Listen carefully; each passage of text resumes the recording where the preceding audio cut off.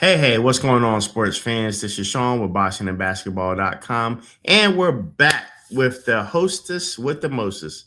I'm just messing with you. He's not a hostess, just a straight up co host. We got Matthew Rayner. What's going on, Matthew? Hey, it's my favorite part of the day. I drove home from work going about 90 miles an hour just so I could get here and talk basketball with you, Sean. Yeah, let me tell you something. This man loves basketball. I think he eats, breathes, and sleeps basketball. Hey. Watch out, Stephen A. Smith. This man is coming to take your job. Well, at my own job, all I did was look at basketball today, so no one tell my boss. There you have it. All right, so Matthew, as we know right now we got the Pistons versus Cavs game. Let me pull it up. Let's see what the score is right now, up to the minute. Pistons 45, Cleveland 42. 3 minutes left in the second quarter, so it looks like this is going to be a pretty good game. Then right after that, we have the Lakers versus the Thunder. I'm definitely looking forward to that one. Oh, yeah. All right, so let's start off. Topic number one. The Cleveland Cavaliers, they're still alive. They came away with that win the other day. They avoided a 3-0, being down in a hole. Donovan Mitchell went off for 35. James Harden hit some clutch shots down the stretch. Matter of fact, Cleveland went on a close out a 13-5 run, and they ended up winning 116-109. K didn't do too bad. He, his second career playoff triple double in game 3 he had 27, 10, and 10, but it wasn't enough because on top of that, he had 8 turnovers to go with it. But the Cavs were left for dead after game 2, right? I'm looking like, geez, are these guys, are they overmatched? Are they going to be able to make anything happen? They got Spider, they got James Harden. Mobley. They got all these good players, right? So I was like, man, like what is going on? But now they're in a game 4 win from, tying it up. So my question is this series flipping back to Cleveland's favor, or did Detroit just have one bad night on the road, Matthew? Hey, it's I think one slow game on the road. Sometimes we're watching a boxing match and a guy will win 7 rounds, but then he'll lose round 8, round 9, and then go back to, dominating again round 10, 11, 12. It just take the foot off the gas a couple rounds. I think Detroit, took the foot off the gas. We always knew in game 3 they were going to get Cleveland's best. James Harden, who has been playing awful for most of the series, really stepped up, hit some big shots. Donovan Mitchell, dominant. Everybody else was just okay. I mean, if you're the Pistons, you look at everybody, they were spreading the love. Everyone in the starting lineup was getting their buckets, but Cade in some ways, kind of shot them out of the game. There's a time and a place for hero ball, and I get with Cade that the side cast, especially in that Orlando series, has been so unhelpful to him at different times and just has given him nothing offensively to the point where he thinks he has to take over every game. But honestly, them role players, were playing pretty good. Tobias Harris was fine. He was hitting his open shots. Duncan Robinson was getting around, making some threes. Everybody was giving you a little something. Asar Thompson, he has one move, and that's, getting to the bucket on offense. If he can just speed run to the basket and get a layup, that's basically all he got in foul trouble a little bit early. He picked up 2 quick fouls like within like the first 6-7 minutes. It's trouble because you need him out there for his defense. But obviously he can't stay out there if he's gonna be running up the fouls. And in the playoffs, those fouls are usually well earned if you're getting called 2 in the first quarter. So got to slow it down, young fella. But anyway, I feel like Cade didn't trust the team enough in game 3. But I feel like I was just watching the beginning of game 4. I feel like they came out okay. They're gonna have to withstand Cleveland's best shot. And then, what the good teams do, start to pull away in the third, maybe mid-fourth quarter. I fully expect that to happen. I fully expect the Cavs to win tonight, but I guess we'll know closer to the end of the show. Right, and then also on top of that, Donovan Mitchell, like he really stepped up and dropped those 35 points on them the other day. And I don't know if he felt like he needed to carry the team. So I don't have a problem him scoring 35 points, but you really got to have the other players really step up and help them as well, right? But James Harden, did you see the other day when they had Shaq, Kenny, the whole crew, the TNT, the ESPN crew, they were talking about how in Draymond Green was on there. I think it was Draymond Green. Anyway, they were arguing about James Harden should not be having more turnovers than he has shots that he's making or shots that he's putting up. Bro, they said that overall, like his turnover ratio has been horrendous. So it's really shocking that Cleveland was able to even pull off a win with all of that. He's been coughing that thing up, but today he's come out good. I was just watching before we got on. He's already got 15 points. He's being aggressive. A couple turnovers, but when you've got a couple turnovers, but you also got a bunch of assists and you got a bunch of steals, he's out there making plays. And right now it's crazy because Harden hasn't showed up for some of the games, but it looks like Mitchell hasn't quite showed up yet for this first half. He's only 1 for 8 right now. So like I said, the Pistons are up 4. We're about to end the first half. We still got another half to play. Yeah. I think the Pistons pretty much have already withstood Cleveland's best shot. We'll see. Everything looks a little more well-rounded today for the Pistons. Jalen Duren got 6 points. Tobias Harris got 12. And Cade Cunningham shooting a lot more efficiently than he was the other day. Man, and Karis LeVert, you come out and get a quick 17 from your microwave score. Karis LeVert came out of nowhere. Yes. Yeah, nothing wrong with that. He's leading the team. Because they were down. They were down by like 10, like 15-5 until he came out. Hey, you love to have a guy like that has been tucked away on your bench all year, but you need him. He can come out and get you a bucket. So, shout out Karis LeVert. Haven't said his name too many times this year, but coming through when the Pistons need him. Right. Got you. All right, well, let's take a look, man. Let's move on to topic number 2 as the game is going to be coming up soon. The Thunder on a 3-0 run. They going for the sweep tonight, just like the Lakers were going for the sweep in round 1 over Houston. And we know how that went, right? Mm-hmm. So the Thunder end up winning 131-108 blowout over there at crypto.com. Man, they outscored LA 41-29 in the fourth quarter and 33-20 in the third. AJ Mitchell had a career playoff high, 24 points, 10 assists off the bench for OKC. Man, you know what, Matthew? I don't think we cannot just talk about how deep OKC's bench is. Even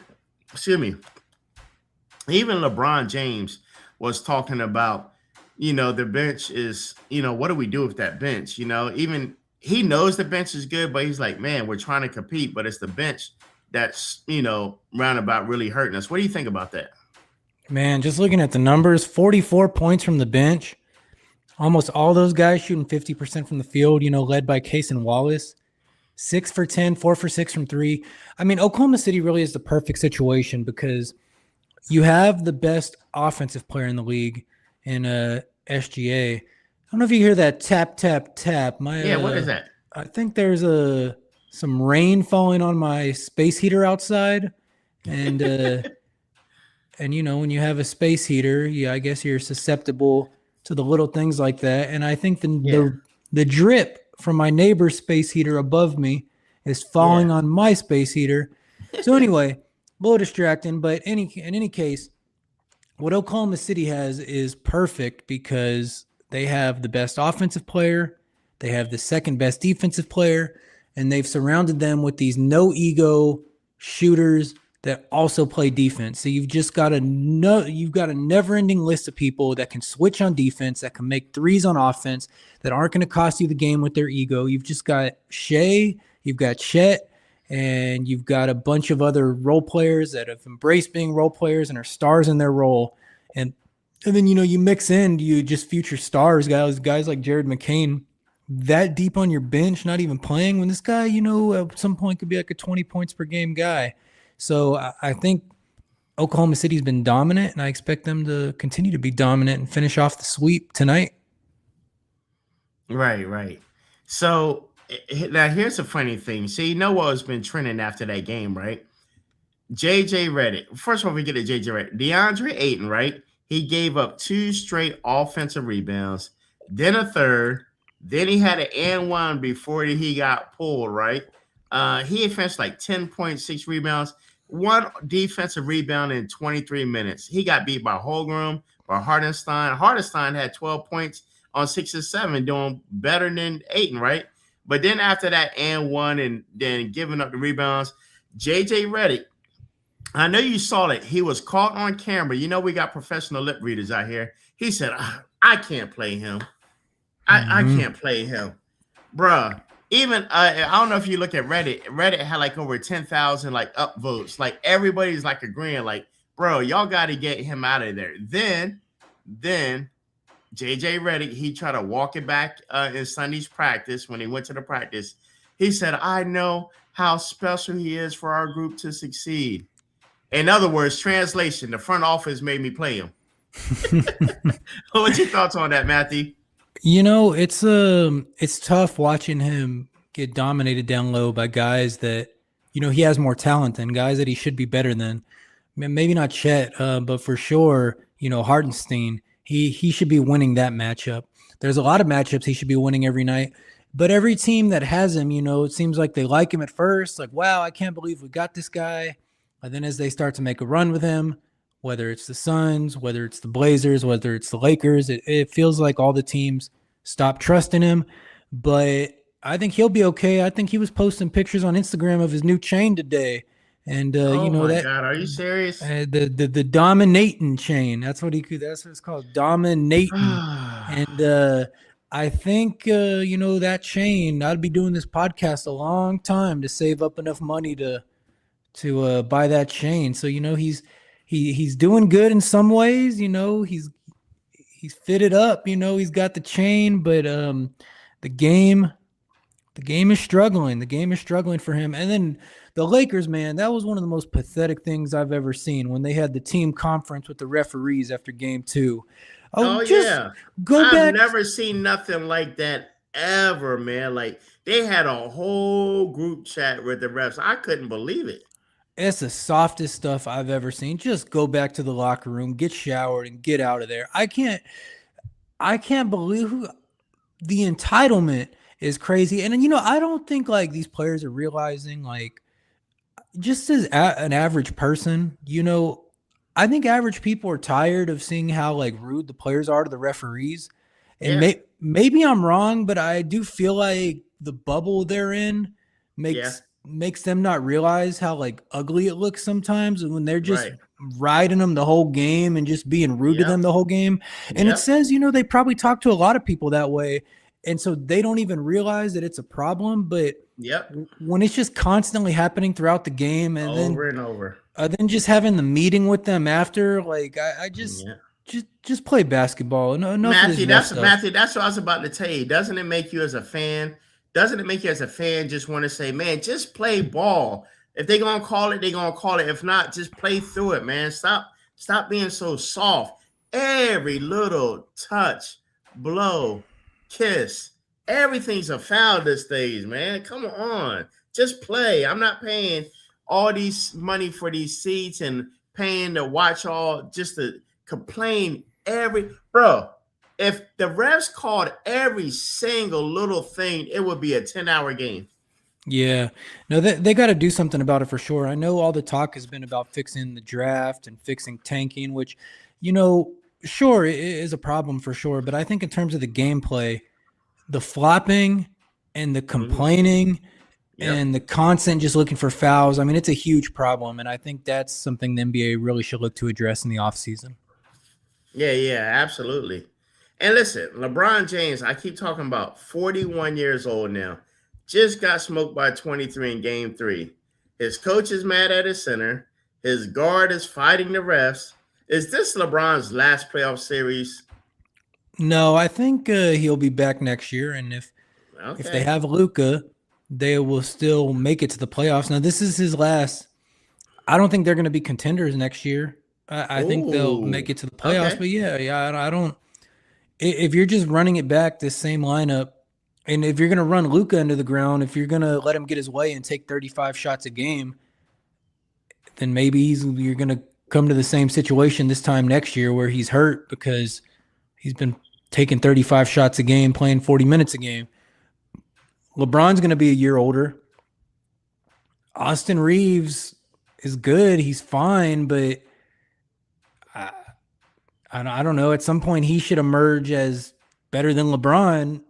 He should be your second best player next year, or maybe he's not good enough to be your second best player, and that's too big of a role for him. I mean, I don't know. He's pretty efficient, but it's pretty easy to get a bunch of open shots when you have Luka and LeBron on your team.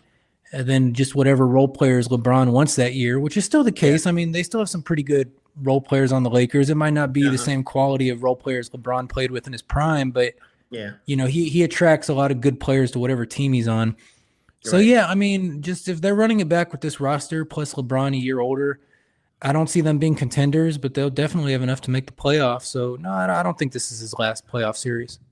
All right, Matthew. One last thing about the Lakers. What about the front office and management, right? So does Rob Pelinka survive the offseason if the Lakers get swept tonight? Or and also what about JJ Redick? Does he keep his job or do they really blame the rookie? This is his first year, the rookie coach. What do you think about those two, Rob Pelinka and JJ Redick? No, I mean they're fine. I mean they got a lot out of this roster, especially with Luka going down. To win 50 games, make it to the second round. I think they're both fine, and I think people still give Rob Pelinka credit for the trade that brought Luka there. And all you lost was AD, who's a great player, but he's constantly injured. So I don't think Pelinka's on any hot seat, and I think the league is still really infatuated with JJ Redick. I don't think he's going anywhere. In fact, I don't think either of them are on any kind of hot seat. I think people find it amazing that they even made it to the second round, that they beat the Rockets so easily. So I think the second round's enough to save both of their jobs, even if they get swept. Right, right. All right. So let's move on to topic number 3. I've been waiting to bring this up because it's dealing with your boy Wemby. So we all know how the other day went, right? So the series is tied 2-2. The Wolves beat San Antonio 114-109 in Game 4 Sunday without Wemby for at least 75% of the game, right? Wemby got the first ejection of his career, fighting for a rebound early in the second quarter. Threw that right elbow in the Nas Reed's chin throat area. The official review it. Flagrant 2, automatic ejection. And at the time, I don't know, Wemby was on the bench and the coach is not the coach. Well, I guess it's kind of like a coach, third string coach or whatever you want to call the guys there. It's like, all right, Wemby, you got to go to the bag. You looking like, what for? Said, man, you got a flagrant 2. He's like, what does that mean? I ain't never got a flagrant foul in my life. Bro, that means you got to go back to the locker room. You can't even stay out here. And then what made it so bad was he was like, oh, okay. But then he started high-fiving all his teammates like, yeah, I took one for the team. And up to that point, the Spurs led most of the rest of the game, right? But they finally faded down the final stretch, right? What did you think? I think it does deserve a flagrant 2, but I don't think it was intentional. Yeah, I think I mean they've been grabbing on him all series. I mean, they've even on that play, if they had just called a foul, the elbow would have never happened. I mean, I'm wearing a Spurs hat, so I'm a biased source here, but I mean they've been roughing him. They've been roughing him up all series, and so. But does it deserve a hard elbow? Look, because at first I was defending them. I told my wife, I said, Tiny, they're just trying to get Wemby out of here, blah, blah, blah. And I was like, watch. So I played it back twice. I was like, never mind. I said, that was kind of I said, Tiny, I don't think it's intentional. I said, but come on, man. You can't be throwing the elbow. Not like that. I mean, he's so tall that him throwing an elbow. I tried that excuse too. I tried it with my wife. She didn't go for it. She said, come on now, Sean. She said, I know he's tall because I said Tanya, he is 7'4". Everybody's like 6'8", 6'9". I said, the swing of it, but the way I looked at it, Matthew, it was, I mean, he cocked it. He had like a little 3-inch cock. Bow, let that hammer go. He got McDaniels grabbing him on one side. He got Nas Reed grabbing him on one side. And at some point, you just God. get frustrated. You look at his arms; they're all scratched and caught up. It looks like he's been fighting Everybody's roosters. arms is scratched and caught. Everybody's getting fouled. They have been fouling this man, fouling him. And he said, you know what? If they're not going to call this, then I'm going to get my money's worth. I'm going to let one of these bows go, and we're going to see who's going to be fouling me next game. I'm just thankful he's not suspended for game 5. I mean, that was an obvious flagrant 2. It was obvious why he had to leave. It would have been horrendous. The officials, they reviewed it. They called it a windup. If he would have just swung Matthew like this, like how you grab it and you just swing trying to clear, it was that little cock right there, and they called that the windup. If he didn't like move it up 2 or 3 inches and then go with it, that is what did him in. No, I mean he was always. Once I saw the replay, yeah, I mean it was obvious like he was gonna go. He was not gonna be. He was frustrated. But the thing is, we were winning when he was there. We were winning without him, and then just to fade down the stretch again and let Minnesota back in the series. It feels like Minnesota's wins have been so fluky, but they're still wins. At some point, it's just first 1 to 4. It's not whose wins are most impressive. So the fact that both of the Wolves' wins have come with like San Antonio fading from like the 8-minute mark to the 3-minute mark of the fourth and outplaying them for literally the rest of the game. I mean, although this time I would say the Wolves outplayed them. Ant-Man was back. Yeah, no, Ant-Man was back for sure. I mean, they say he's only at 60%. He looks well. If that's at 60%, then we should all be scared because he looks incredible out there. And I've long maintained as a Spurs fan, I say, Jaden McDaniels, Terrence Shannon Jr., at some point they're going to play down to their averages. Terrence Shannon Jr. is going to stop putting up 20 balls. Jaden McDaniels is going to stop putting up 30 balls. At some point, they're going to play to their averages. But right now, you're getting good contributions from the role players, but I really just think the Spurs, just under 8 minutes, couldn't get a rebound, couldn't buy a basket. And, I mean, there were so many opportunities, and I guess that's why it would have been nice to have Wemby in there, but there were so many times where you finally get a stop from the Wolves, and then they get a rebound. Then you get a stop again, then they get a rebound. And it's just the rebounding, the clutch rebounding, the rebounding down the stretch was horrendous. The playmaking, it was the complete wrong time to go cold. And if you're San Antonio, you're still the favorite in the series, but now you absolutely need to win game 5. And Wemby or not, it just sucked, I think, to see them just throw away game 4 down the stretch. Yep. And let's look at this. Let's take a quick peek at Anthony Edwards' stats, right? Anthony Edwards exploded for 36 points, right, in game 4, including 16 of those in the fourth quarter alone, right? Played, you ready for this, Matthew? Played 40 minutes, no minute restriction at all, right? Came off the bench in games 1 and 2, finally started game 3 onward, shot 59% from the field and 60% from the 3. This man's on fire. No, I mean, they really couldn't do anything with him last game. And it's like he was getting to the basket. He was in his mid-range bag. But then some of those 3-pointers he was hitting just above the break, just like, 2 dribbles into the half court and then taking a 3. Then there was like a fadeaway 3 in there. I mean, he had at one point they showed his stats. They showed his field goals. And I just, it was just his night. It was a magnet ball. And if he's gonna be playing like that, then it's gonna open everything up because Nas Reed can hit shots. Terrence Shannon Jr., has been hitting shots. Let's see if that continues. Jaden McDaniels can hit shots. Julius Randle's a guy, as a Spurs fan, you want the ball in Julius Randle's hands as much as possible because I feel like he's the one that's kind of going into some ISO ball, disrupting their offense, committing turnovers. Well, when Ant's initiating the offense, it's trouble. But let's force the ball over to Julius. Let's force the ball over to old Mike Conley. Now he's a smart player, but he's an old player. But we got to find a way to get the ball out of Ant-Man's hands but let's look at this, right? But let's compare the two. Not only was Ant-Man hot, so they still barely won by a little bit, right? But look, Nas finished with 15 points, 9 rebounds, right?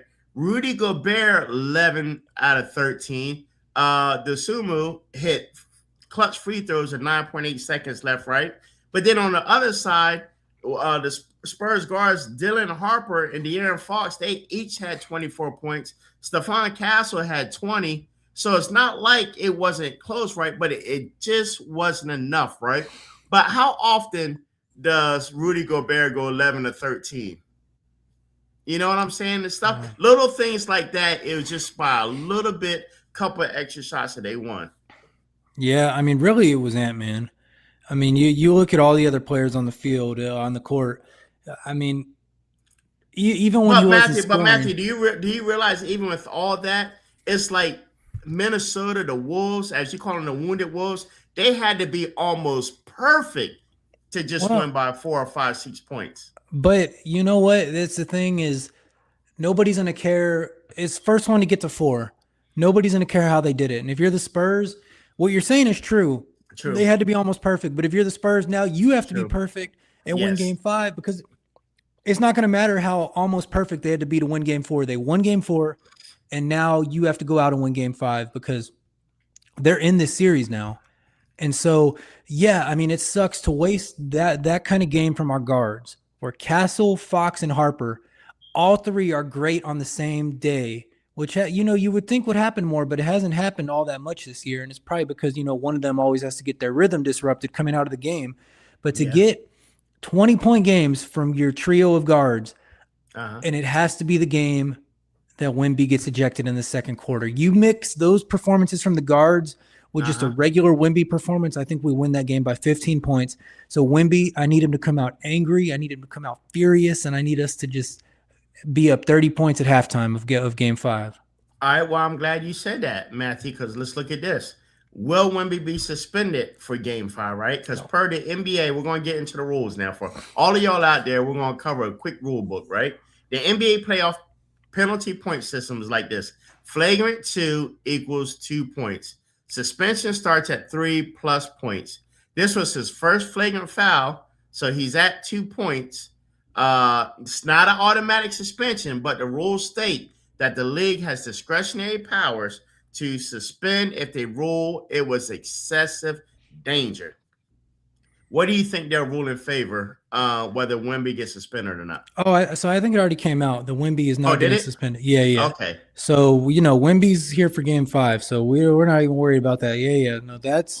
No, we're past that. So, basically he got ejected. So he got ejected in the second quarter. So basically he was suspended for a game and we lost. That's the effect. Do you blame Wemby for what he did and getting himself kicked out? No, because they're all just grabbing on him, manhandling him. At some point he's saying, get off me. And it's maybe they'll think twice about it. Maybe not the smartest thing, but we're riding with him. And I'm glad I'm glad Coach Mitch Johnson in the post-game interview, he talked about how disgusting it is the way Wemby's handled out there. And he had Wemby's back. Now, whether that's what he thinks or not, I'm glad he came out and had his back because we don't want any chemistry issues as we come down the stretch of the second round. But this game 5 of the second round at home, I think is one of the biggest games in San Antonio in recent memory, definitely of the last 10 years. So I really just need us to come out and just dominate from pillar to post on Tuesday. Right. All right. Real quick, we're going to touch on, for topic number 4, we're going to briefly touch on the Knicks sweeping the 76ers. What do you, man, at one point I'm watching the game, I look at my wife, I said, can you believe that they're up 40 points? 40 points. And then I think almost, Matthew, was it a whole fourth quarter? I think they basically just had their benches in playing, or maybe it's about 4 or 5, maybe the last 10 minutes of 9-10 minutes of the fourth quarter, but they just basically just like, man, just throw in the bench, man. And even with that, man, they still won by like 30 points, right? Mm-hmm. What happens to Philadelphia at this point? Do they really have the chemistry they need to really be successful, or do they need to break up that team there? Well, they have a lot, but it's not going to matter. It's not going to matter if Embiid's injured, basically. Because you think about that starting lineup, Paul George, Joel Embiid, Tyrese Maxey, VJ Edgecombe, Kelly Oubre Jr. Talent for talent, there's not many first options better than Embiid. There's not many second options better than Maxey. There's not many third options better than Paul George. Not many fourth options better than Edgecombe. And then, Kelly Oubre at the fifth option. I would say just, solid player to close out the lineup. So when healthy, that is one of the best starting lineups. Of course, Paul George was gone for 25 games this year. Embiid missed more than half the season. So it's just hard to say. And you just have to say at some point, it will be time to give up on Embiid. But you hate to say it because he really gave them everything against Boston this year. Nobody picked them to beat Boston. And when they went down 3-1, everyone had already wrote the obituary for Philly. So to come back and just give everything you have to win that series. And if you look at it, he is laboring out there. I mean, he is winded. He's injured. There's a couple times where he had wide open dunks and he just put them off the backboard instead because he just didn't even want to get up to dunk. I mean, if this is it for him there, which I don't think it is, I think, I don't know what his contract says, but I haven't heard the noise that this is going to be his last year. But, at some point they might want to move off him. But he really gave everything. I mean, you just can never hate on him again, I think, after that performance he had against Boston. But it just seemed obvious when they got out of that Boston series, they were too beat up.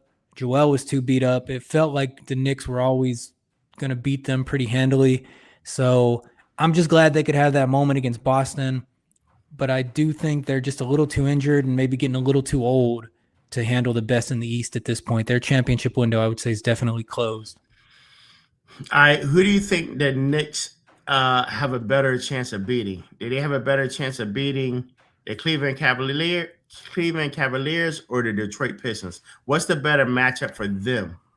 Definitely the Cavaliers. I mean, the Pistons are going to be tough. The Pistons were the best in the league. I mean, the best in the Eastern Conference all year. Of course, they came out flat against Orlando, but they've roared back. They were down 3-1. They won the series. They're up 2-1 now against Cleveland. They've looked like they've shored up their weaknesses, and they're getting more contributions from everybody. When it was just Cade, they were one-dimensional. But now I'm seeing all the starters in double digits basically every game. I'm seeing all the starters shooting close to 50%. I'm seeing them get huge contributions from Danish Jenkins, who, if he keeps playing like this, might be a 6th Man of the Year candidate next year. Okay. Yeah, I mean, they're just getting a lot of good work from a lot of their players. I think they're starting to gel again after the wheels almost came off. Maybe it's an experience where the wheels almost come off, and the near-death experience makes you stronger, brings you closer together. Because they look really good right now. I haven't checked since we've been on here if they're now they're down 12, so things could get interesting in Cleveland. But I think you got 12. I got 56-62. I got 56-68. I got 12. My stuff. Oh, there it is. I just refreshed. Okay. But in any case, I think Detroit is strong, and I think Detroit's probably the favorite to make it out of the East at this point. Right. Okay. All right. Well, let's move on to topic number 5. Man, Matthew, I don't know if you saw, we just had the lottery, the draft lottery the other day. Who's going to go in what order if they pick? The Wizards got number 1, and number 2 is Jazz, 3 Grizzlies, 4 Bulls, 5 is the Clippers via the Pacers and that whole trade thing.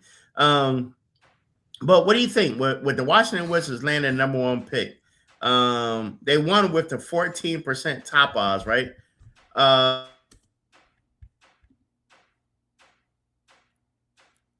What do you think about him going to the Washington Wizards, right? Because listen, the Wizards has been taken for like the last 3 years. So is this like the start of their actual rebuild, or do you still think they're at least a good 3 to 5 years away, no matter what? Man, you add Bonsa to they're already going to have AD. They're going to have Trae Young. Now, I don't know if those guys are going to want to stay, but that's kind of the most interesting thing you'd have in the district since you had the season of Westbrook and Beal where you barely made the playoffs, but was kind of a fun season. Then before that, you weren't true contenders since Wall and Beal. And then Yep. even at that point, second round exit. But Yep. Trae Young's an incredible offensive player. Anthony Davis is an incredible defensive player. DeBonsa is supposed to be pretty versatile, can do a little bit of everything on offense, can create his own shot, can go down low. Wall being a quality defender. So I think it could be interesting. Of course, if you have AD, you always wonder about injuries. Then you even wonder about gathering any momentum with him, because at any point the momentum could all go away because he's injured. So, but you have the closest to the sure thing with the number one pick, getting DeBonsa, because I think people aren't too sold on Darren Peterson, because every time I would see him play at Kansas, it felt like everybody on the internet was talking about how he wasn't interested in being there. So that's risky. And Cam Boozer from Duke. We'll see. I think that's could be I think there's some development that's gonna have to happen there. I think DeBonsa is the most NBA ready, and you got to feel bad for Indiana, who, if they had got one of the top 4 picks, would have been able to keep their pick because they traded. And since they fell out of the top 4, they lose their pick completely.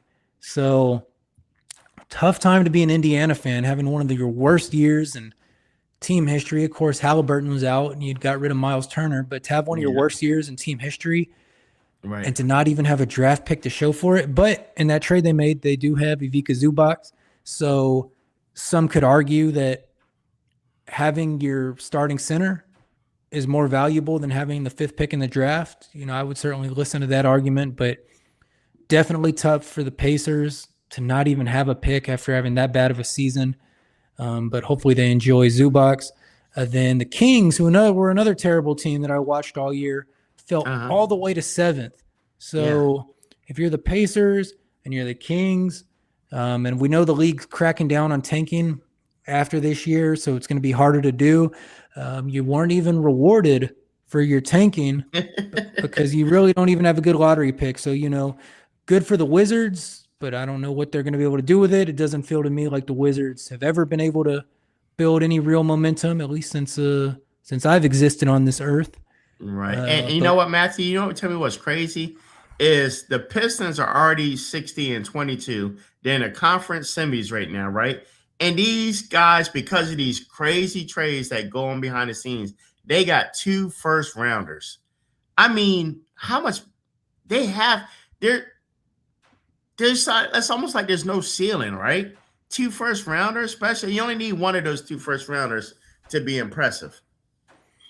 Yeah, man. No, I mean it's the rich get richer, as they say. And then you look around, man, because I'm looking at this mock board.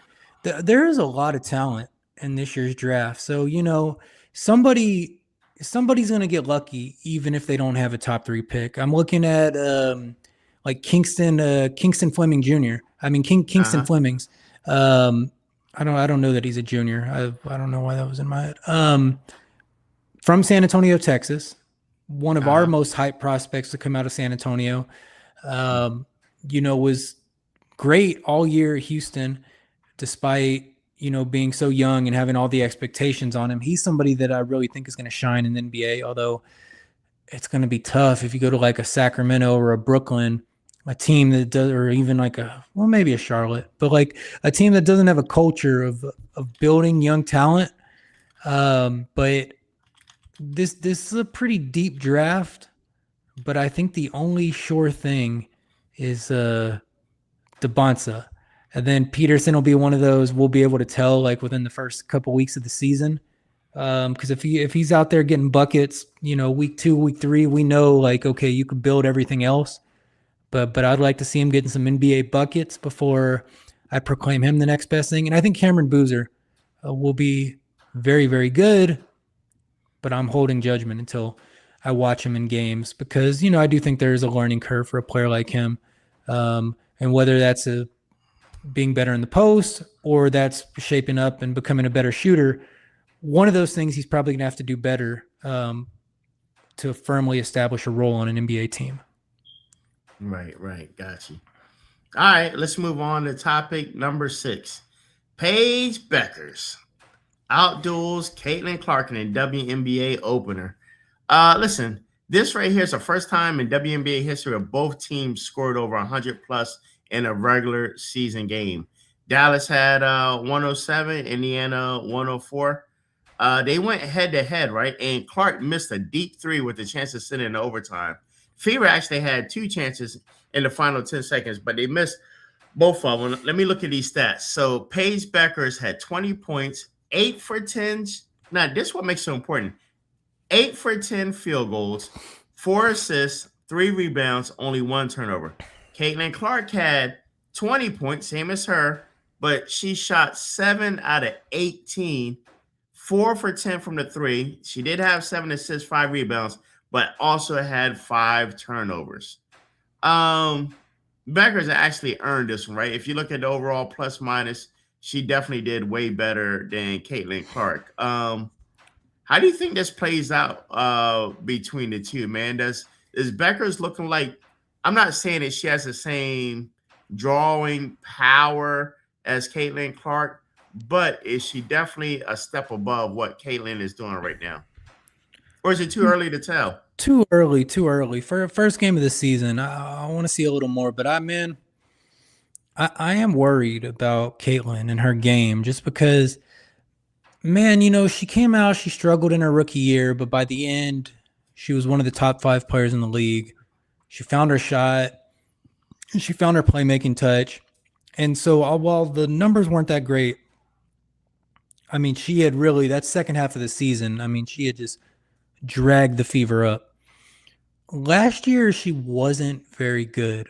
She shot 35% from the field, 28% from 3. She was turning the ball over.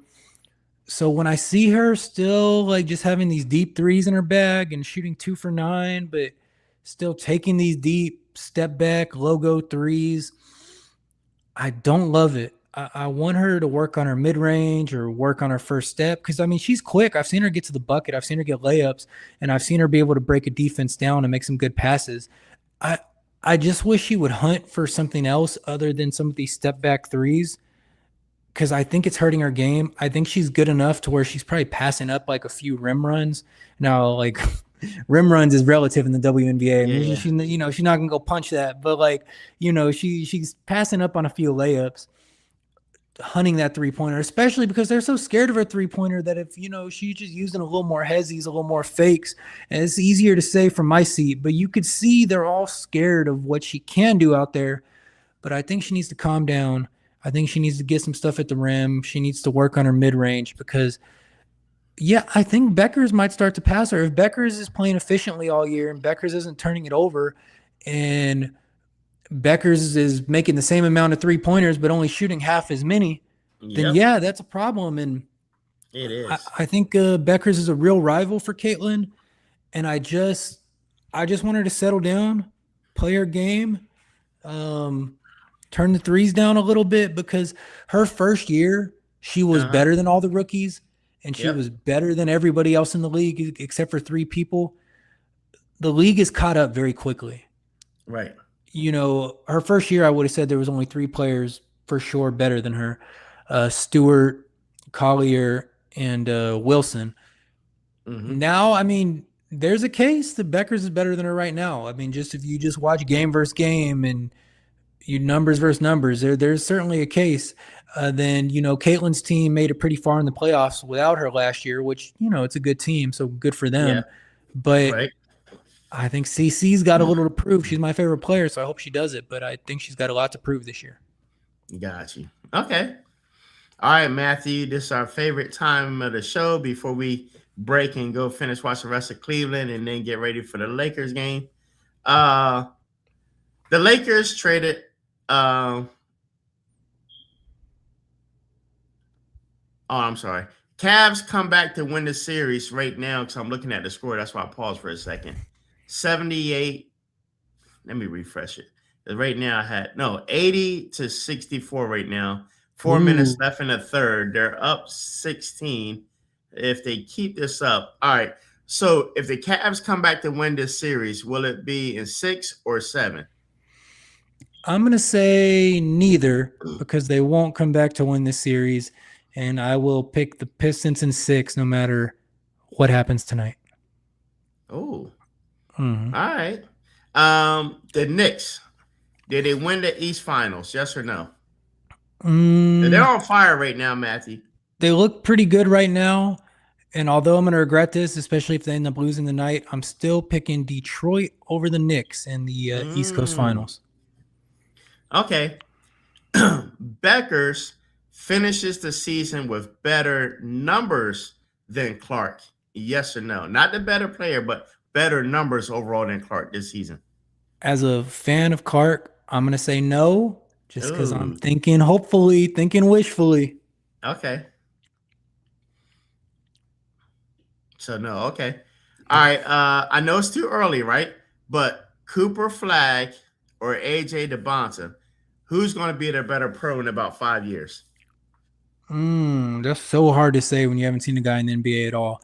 So I'm gonna go with the one that's proved himself his rookie year, being the best player on a bad team, but leading the way, being the best player on his team. His first year, he was expanding his bag. He was doing a little bit of everything this year. As you know, he's kind of growing up before our eyes. So right now, I'm gonna go with the proven thing.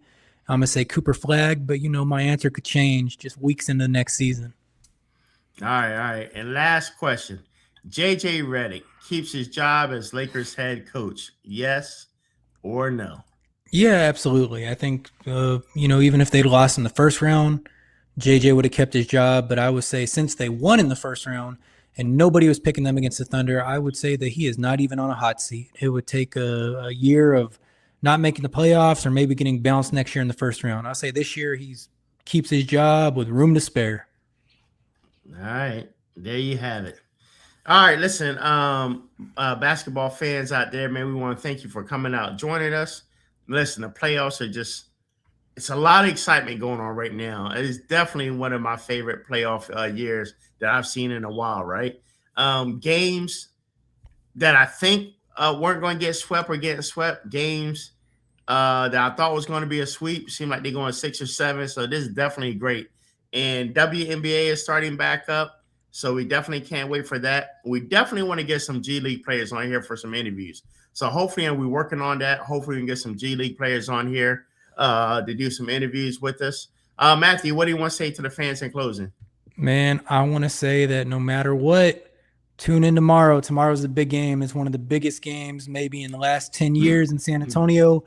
The Spurs absolutely need a big W tomorrow if they want to remain one of the favorites to make it to the championship. So I hope everybody's tuned in tomorrow to watch the Spurs.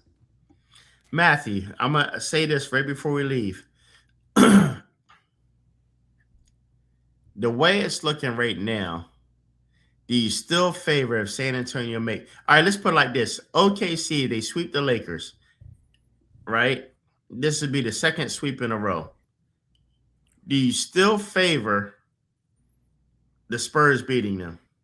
Yeah, I mean, we were beating them up all regular season. I think we match up nicely with them. I think we've got the guards to match their guards. And now SGA is the best in the league, but in terms of everything around him, I think our guards add up favorably overall with Uh huh. theirs, giving them a slight edge. But I think our post player, Wembenyama, gives us a big edge over Chet and Hartenstein. Okay. So I think we're going to be just fine. I think we got the depth. I think we got the players that have enough dog in them. I think the coaching is good. I think this team's Yeah. cohesive. But it all starts with winning Game 5 tomorrow because this all goes out the window if you get upset by the Wolves. Got you.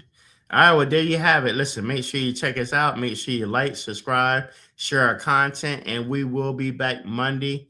And by Monday, we should have like a whole new series going on by then in the playoffs. Till next time, this is Sean and Matthew. We are signing.